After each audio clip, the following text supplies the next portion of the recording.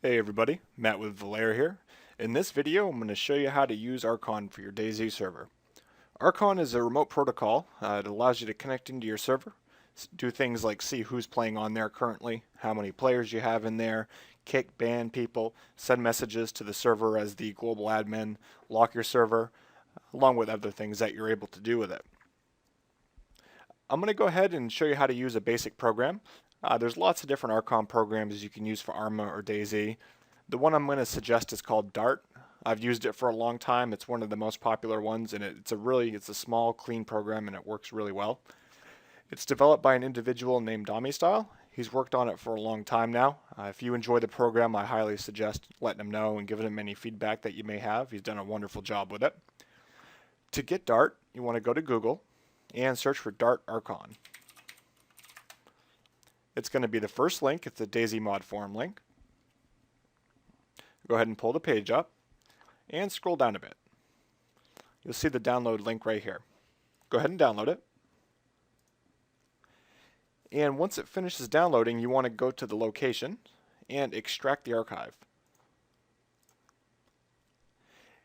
And the neat thing with this, it's more or less a portable application. You don't actually have to install it on your computer. You can just run it from this directory. So if you want to put it on a flash drive or some other location and take it with you, that's up to you. It makes it real lightweight and easy to use. So next thing you need to know is your Rcon password. And you actually set this up at the time that you installed the map. If you don't recall where you put it, I'll show you where you insert it when you install a map. You go ahead and click install. And the last option here is your BE server config. And there's your Rcon password right there. You can put whatever you want. You put it in, install the map, and that's the password you're going to use to log in with Rcon. So next thing you want to go ahead and do is go back to where you extracted the file and launch the program. When it comes up, you can see where you log in right here. You need the host, which is your IP address. You need the port and your password. So let me go ahead and get logged into one of my servers so you can see what it looks like.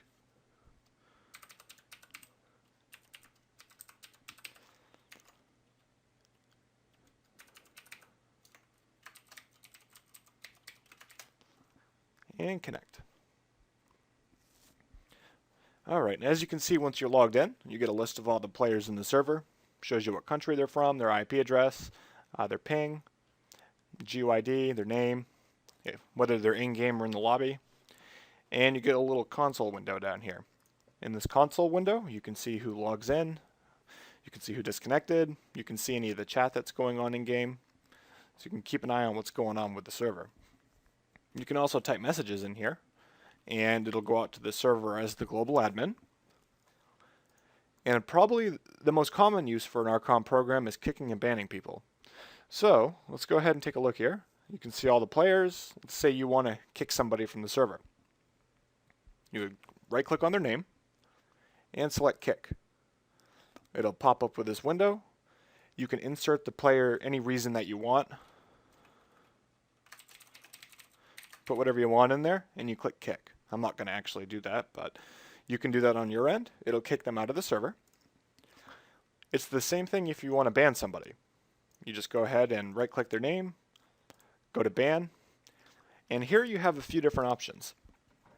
You have the option of banning by GUID, IP, and to report this person to Dart bans. It's up to you how you want to ban them. My recommendation is to go ahead and ban people by GUID and IP. I never click the report. I always leave that unchecked, but I always have GUID and IP. That means if they change their CD key, they can't join the server. And one of the unfortunate parts about DayZ is stolen CD keys, I should say, are very cheap for hackers to get, usually in the range of $2 or $3. So most hackers have multiple CD keys on hand. If you ban them just by GUID and not by IP, they could take 1 minute, change CD keys, come back in and grief your server. Now obviously people can change their IP, but it's a little bit more difficult than swapping a CD key out, and this just gives you an extra layer of protection. You put, again, right here, you put the ban reason in, and you can put 0 in to ban them permanently, or if you want to ban somebody for 10 minutes, you can put a 10 in there. That's up to you. And then you click ban. But again, I'm not going to do that.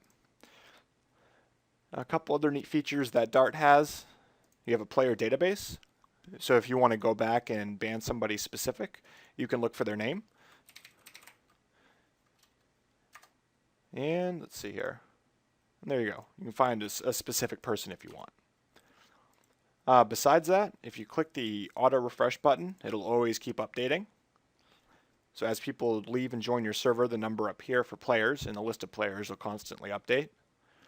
Besides that, you can go down here to execute. You can lock your server, you can unlock your server, and you can do some other stuff here like reload bans. So if you manually add somebody to your bans file, you can reload it without restarting the server. I don't recommend using the shutdown function.